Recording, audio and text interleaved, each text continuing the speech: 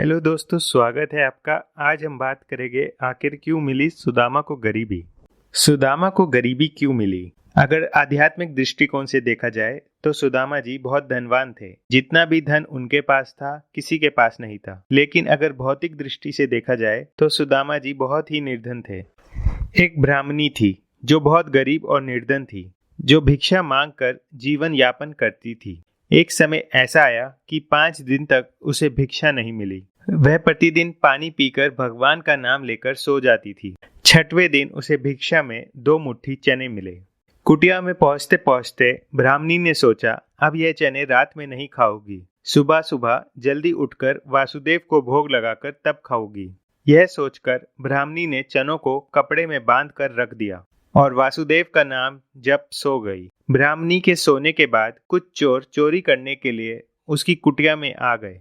चोरों ने इधर उधर बहुत कुछ ढूंढा पर उन्हें कुछ नहीं मिला। पर चोर की नजर ब्राह्मणी के चने की पोटली पर पड़ी। चोरों ने समझा इसमें सोने के सिक्के हैं। इतने में ब्राह्मणी जग गई और शोर मचाने लगी। गांव के सारे लोग चोर को पकड़ने के लिए दौड़े। चोर वह पोटली लेकर भागने लगे। पकड़े जाने के डर से सारे चोर संदीपन मुनि के आश्रम में छिप गए। संदीपन मुनि का आश्रम गांव के निकट था, जहां भगवान श्री कृष्ण और सुदामा शिक्षा ग्रहण कर रहे थे। गुरु माता को लगा कि कोई आश्रम के अंदर आया है। गुरु माता देखने के लिए आगे बढ़ी।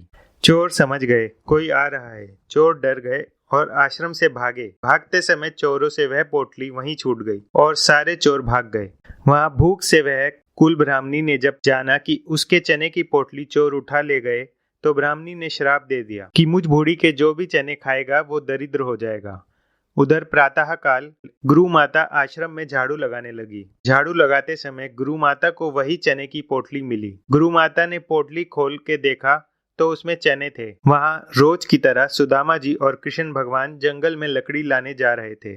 गुरु माता ने वह चने की पोटली सुदामा जी को दे दी और कहा, बेटा, जब वन में भूख लगे तो दोनों लोग ये चने खा लेना। सुदामा जी जन्मजात ब्रह्म ज्ञानी थे। जैसे ही चने की पोटली सुदामा जी ने अपने हाथों में ली, उन्हें सारा रहस्य मालूम हो गया। सुदामा जी ने सोचा, गुरु माता ने कहा है ये चने दोनों लोग बराबर बांट के खाना, लेकिन यह चने अगर मैंने श्री कृष्ण को खिला दिए तो सारी सृष्टि दरिद्र हो जाएगी। नहीं नहीं, मैं ऐसा नहीं करूंगा। मेरे जीवित रहते मेरे प्रभु दरिद्र हो जाए, मैं ऐसा कभी भी नहीं होने दूंगा। मैं ये चने स्वयं खा जाऊंगा, लेकिन कृष्ण भगवान को नहीं खाने दूंगा। और सुदामा जी ने सारे चने खुद खा लिए।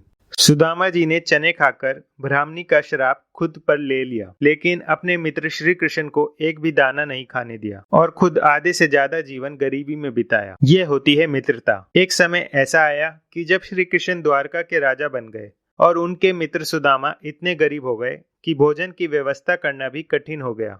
सुदामा अपने परिवार का लालन पालन करने में भी असमर्थ हो गए। तब सुदामा की पत्नी सुशीला ने उन्हें द्वारका जाकर द्वारकाधीश श्री कृष्ण से मदद मांगने को कहा। सुशीला की बात सुनकर सुदामा थोड़ा हिचकिचाए, लेकिन सुदामा के पास इसके अलावा अन्य कोई रास्ता भी नहीं बचा था। इसलिए वह मदद मांगने के लिए श्री कृष्ण के पास जाने को तैयार हो गए।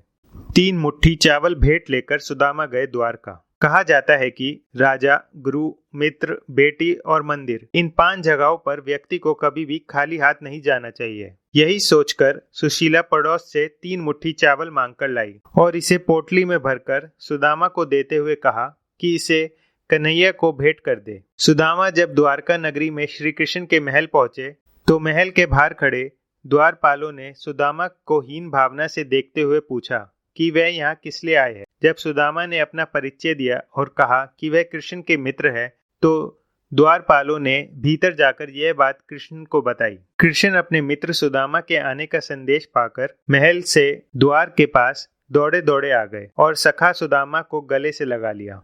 कृष्ण सुदामा को महल के भीतर ले गए और उन्हें अपने राज सिंहासन पर बैठाकर अपने आंसुओं से उनके चरण धोए। कृष्ण को देख उनकी पट रानियां और महल में मौजूद सभी लोग आश्चर्यचकित रह गए। सभी यह सोचने लगे कि द्वारकाधीश ये किस व्यक्ति के चरण धो रहे हैं। कृष्ण ने वहां मौजूद सभी लोगों को बताया कि यह उनके सखा सुदामा है। कृष्ण ने जब सुदामा से कहा कि वह उनके लिए क्या संदेश लेकर आए हैं, इतना सुनते ही सुदामा को लज्जा आ गई और उन्होंने अपनी पोटली छिपाकर कहा, कुछ भी नहीं। इतने में कृष्ण बोले, क्यों झूठ बोलते हो सखा? क्या आज भी बचपन की तरह तुम मेरे हिस्से के चावल खाना चाहते हो? ये कहते हुए कृष्ण ने खुद ही सुदामा से वो पोटली ले ली और चावल खाने लगे। जैसे ही कृष्ण ने एक मुट्ठी चावल खाई तो इसके बदले उन्होंने सुदामा को 1 लोक की संपत्ति दे दी। इसके बाद कृष्ण ने दूसरी मुट्ठी चावल खाकर सुदामा को 2 लोक की संपत्ति दे दी। लेकिन कृष्ण तीसरी मुट्ठी चावल खाने ही जा रहे थे कि रुक्मणी उन्हें रोकते हुए बोली, प्रभु, यदि आप तीनों लोक की संपत्ति इन्हें दे देंगे तो अन्य सब जीव और देवता कहाँ जाएंगे? रुक्मणी की बात सुन कृष्ण रुक गए। इस तरह कृष्ण ने सुदामा की मदद की और प्रेम पूर्वक उन्हें विदा किया। तो दोस्तों, आज हमने बात की सुदामा को गरीबी क्यों मिली। और कैसी लगी आपको हमारी ये वीडियो? अगर अच्छी लगी हो तो प्लीज इसे लाइक करें और शेयर करें और जाने से पहले जय श्री कृष्णा लिखना ना भूलें। धन्यवाद।